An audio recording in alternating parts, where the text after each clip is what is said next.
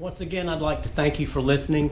This is my 9th video, 7 minutes on the Sabbath day. The 7 minutes on the 7 is the prime number. 7 relates to everything in Christianity, most every religion, Freemasonry, Essenes, it goes on and on, the number 7. But 7's a prime number in my life. I was born on 07, 25. It's all about numbers, what they add up to be, 257. But anyway, I want to talk today, I want to clarify something about the Anunnaki. Enlil and Enki. Enki was, like I told you, the genetic officer. And he created us in Africa because Enlil sent him to Africa. Enlil was in between the Tigris and the Euphrates River in what his territory was called is Eden. The actual genetic laboratory in Africa basically said where the breath of life is breathed in. Basically a quote from the Christian Bible.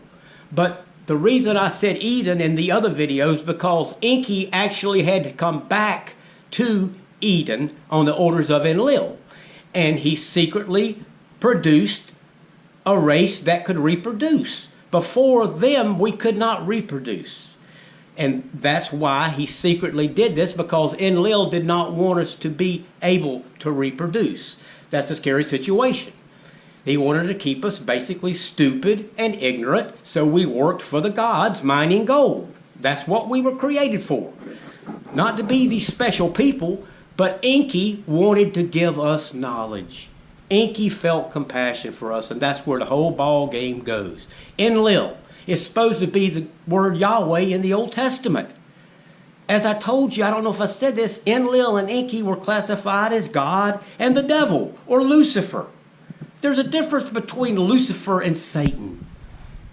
If you are Enlil, and this is your world, you're running the show, and if you are actually the bad person, wouldn't you try to make the good person that's trying to help humans out to be the bad person? That's how it's always worked.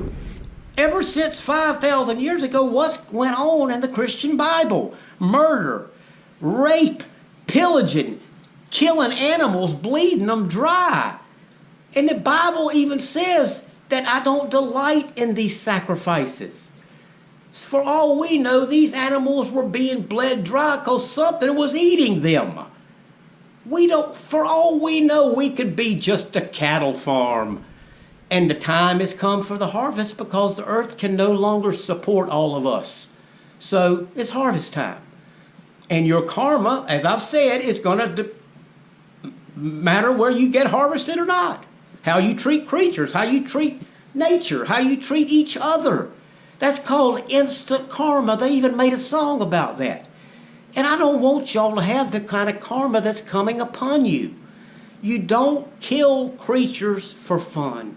You don't make people cry and upset them for fun. It's not about that. It's about helping people, helping creatures. All the animals that get put to death in the animal shelters just because nobody loves them. I can't grasp it. Now let's get back to a little bit of what you eat. Every time y'all go in the store and you buy meat, that's been basically butchered in a slaughterhouse. All you're eating's pure adrenaline. Because when those animals are coming down that chute getting ready to be killed and they hear that first animal make that noise, I know they're just dumb animals to you people, but they know what happened to the other animal. And they start secreting adrenaline. And that's all y'all eat is animals full of adrenaline. Go out and chase a deer with dogs. This deer has created so much adrenaline by the time you get to it and kill it that you're just poisoning yourself with adrenaline. It's amazing. That's why they have kosher food.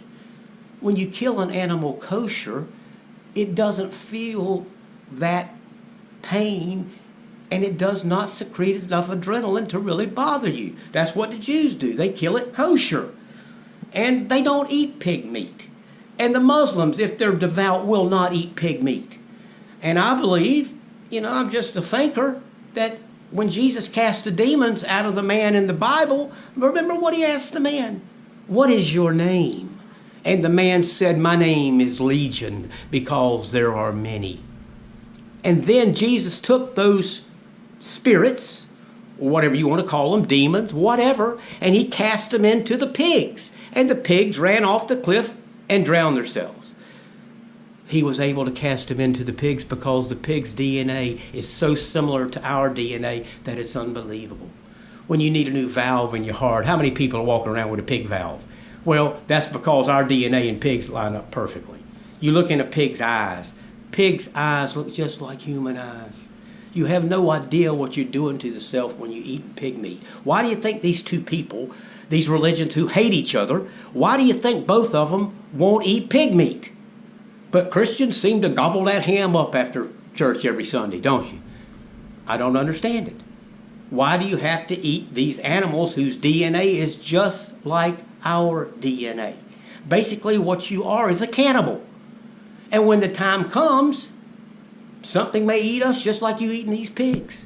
And in fact, they say, if you read books, that they might even be using our blood and chemicals in our blood for them to live longer. You know, remember, where do you think the legend of vampires came from? Where do you think all these legends come from? I'm going to tell you one thing before I close out. Everything that you fear that goes bump in the night is real. Everything. Vampire, werewolves, shapeshifters, you name it, they're here. But y'all can't see nothing because of your diet, alcohol, the way you think. Raise your consciousness. Start seeing these things. And maybe, just maybe, your karma might pass the test when the time comes. Because if it doesn't, you have no idea. That's why I'm doing this, because I feel sorry for you people. Like I said, I've lived my dreams. If I go tonight, I'm happy with it. Because I had a good life. I tried hard. I accomplished it. See what you can do. Make up your mind to be better.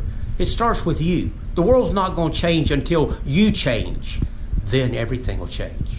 Thank you very much.